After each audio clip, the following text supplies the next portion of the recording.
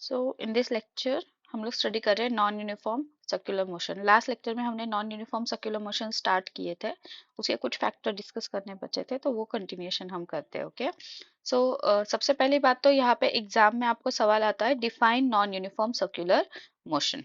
ठीक है, तो आपको ये डेफिनेशन बता देनी है। ठीक है, लास्ट वीडियो में मैंने ये अच्छे से एक्सप्लेन की हूँ। सो हमने लास्ट लेक्चर में वेलोसिटी और एक्सेलरेटेड मोशन कैसे है नॉन यूनिफॉर्म सर्कुलर मोशन वो भी डिस्कस किए थे। Okay, now in this lecture will study angular velocity. ठीक है, so angular velocity we know that in circular motion there is a angular velocity. ठीक है, so angular velocity क्यों होती है? Because जब कोई भी circular motion है, so it requires some periodic time, okay, for complete that oscillation या फिर complete that revolution. ठीक है, तो जहाँ पे पीरियोडिक टाइम इन्वॉल्व होगा वहां पे आपकी फ्रीक्वेंसी एंगुलर फ्रीक्वेंसी होती है, because we have formula omega is equal to 2 pi by t. Okay, so that's why here we have angular velocity. So since angular velocity again it is a vector quantity, so it must have magnitude and direction.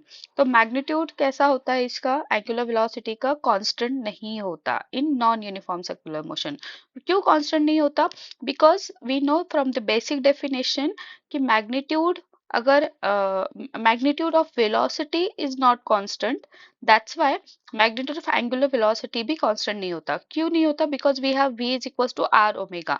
अगर velocity ही constant नहीं है तो omega भी constant नहीं होगा, angular velocity भी constant नहीं रहेगी।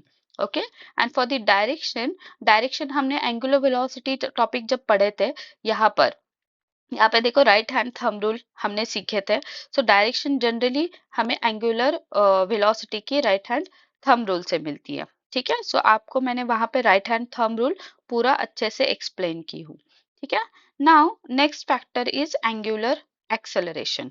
Okay, how we define angular acceleration? See basic definition है alpha is equals to d omega bar by dt. The rate of change of angular velocity is nothing but angular acceleration. So magnitude हम ऐसे define करते हैं, और direction जो होती है ये along the axis of rotation होती है। यहाँ पे दो चीजें आप देख लो कि अगर आपकी स्पीड इंक्रीजिंग है, देखो नॉन यूनिफॉर्म का सबसे बड़ा फंडा ये है कि जो आपकी स्पीड होती है वो कांस्टेंट नहीं होती है, not constant, right. So not constant है मतलब आइदर वो इंक्रीजिंग होगी या फिर डिक्रीजिंग होगी।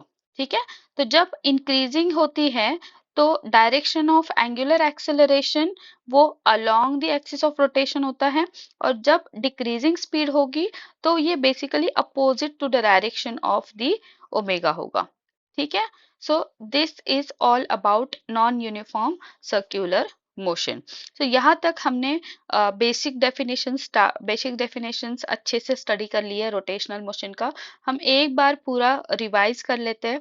हमने इंट्रोडक्शन कैरेक्टरिस्टिक्स पढ़े लिए, फिर हमने काइनेमेटिक देखे, डायनेमिक्स हम और पढ़ने वाले हैं। ठीक है, सो डायनेमिक्स ऑफ सर्कुलर मोशन में नेक्स्ट हमारा ये टॉपिक है dynamics of circular motion. Okay, so dynamic of circular motion में हमें दो डेफिनेशन पढ़नी है। ठीक है, first is centripetal force and another is centrifugal force. ठीक है, आपने लास्ट ईयर भी ये दोनों डेफिनेशन पढ़े रहेंगे। इस ईयर में आपको 12th में हमें एग्जाम में 1 मार्क के लिए जनरली ये डेफिनेशंस पूछी जाती है। So what is centripetal force? Basically this force is responsible for circular motion. Okay, and what is how we define this centripetal force? The force acting on a particle performing uniform circular motion along the radius of the circle, and direction क्या है इसकी? Towards the center. ठीक है, ऐसा force जो circular motion होने के लिए रिस्पॉन्सिबल होता है, जो हमेशा किधर होता है? सेंटर की तरफ एक्ट करता है। ठीक है, अलोंग द रेडियस। ठीक है, along the radius and towards the center of the circle.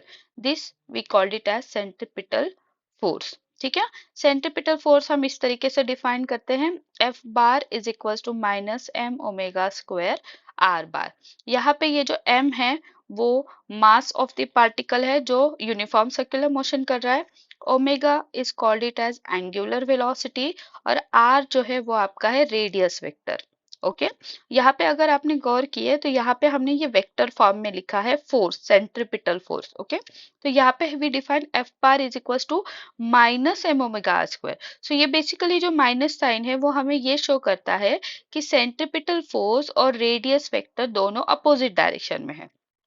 ठीक है एक यहाँ पे क्विक रिवाइज कर रही हूँ मैं ये टॉपिक। रेडियस वेक्टर क्या होता है बेसिकली, अगर आपका कोई भी पार्टिकल सर्कुलर मोशन कर रहा है तो उसके सेंटर से पोजीशन ऑफ द पार्टिकल तक अगर मैंने एक वेक्टर ड्रॉ की तो this we called it as radius vector. Okay so this is your R बार।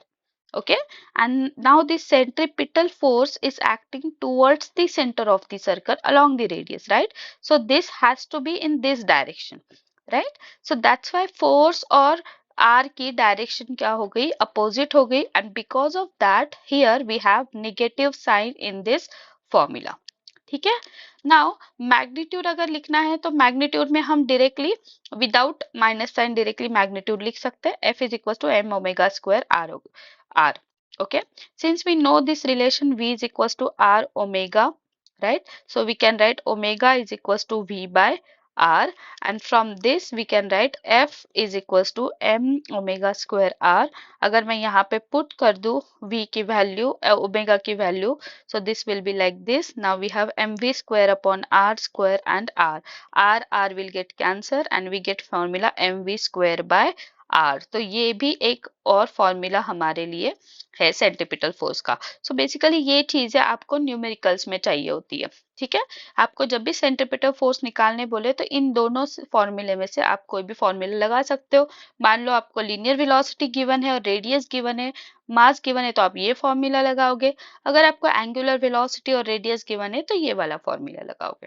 ठीक है now let's talk about SI unit। ठीक है since centripetal force itself suggests that it is some kind of force, right?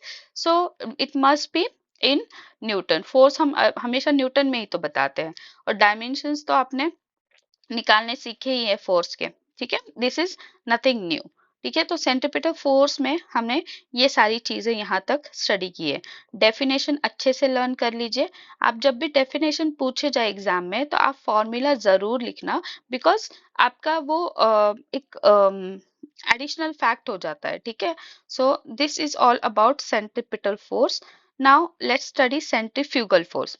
अब centripetal और centrifugal में बस इतना ही difference है कि सेंट्रिपिटल फोर्स जो होता है वो टूवर्ड्स द सेंटर लगता है और centrifugal force away from the centre लगता है। तो सेंट्रीफ्यूगल फोर्स बेसिकली एक सूडो फोर्स होता है। उसको हम इमेजिनरी फोर्स नहीं बोलेंगे but it is a pseudo force. what is difference between imaginary and pseudo? So basically pseudo forces are those forces which we can experience। okay जैसे कि अगर आप ने इमेजिन किए होंगे कि अगर आप मेरी गो राउंड में बैठे हो, तो आप जब मेरी गो राउंड में बैठते हो तो आपको एक आउटवर्ड पुल फील होता है। जैसे जैसे आपका मेरी गो राउंड स्टार्ट होने लगता है, एक स्पीड आपकी ऑक्यूपाइड हो जाती है, यूनिफॉर्म सर्कुलर मोशन आने लगता है, यूनिफॉर्म सर्कुलर मोशन में आप घूमने लगते हो तो आपको एक आउटवर्ड पुल फील होता है, दैट इज सेंट्रिपिटल फोर्स। या फिर और एग्जांपल अगर मैं बताऊं, अगर आप कभी बस में बैठे हो तो अगर बस आपकी राइट की तरफ चली गई तो you feel the force in the opposite direction. कोई आपको खींचना नहीं होता राइट वहां पर, लेकिन आप फोर्स एक्सपीरियंस करते हो। So that we called it as centrifugal force. Magnitude of centripetal and centrifugal force is same. ठीक है सो मैग्नीट्यूड बेसिकली दोनों का सेम ही होता है, सिर्फ डायरेक्शन में चेंज होती है। ठीक है and F bar is equal to M omega R square. अब ये तो आप समझ जाओगे, अगर ये रेडियस वेक्टर है तो सेंट्रीफ्यूगल फोर्स भी अवे फ्रॉम द सेंटर लग रहा है, तो दोनों के फोर्सेस की डायरेक्शन सेम होगी। तो यहाँ पर हमारा नेगेटिव साइन नहीं है, यहाँ पर पॉजिटिव है।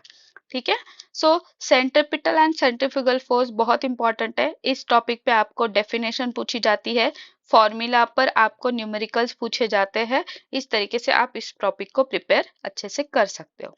ओके नेक्स्ट लेक्चर में हम नेक्स्ट टॉपिक स्टडी करेंगे।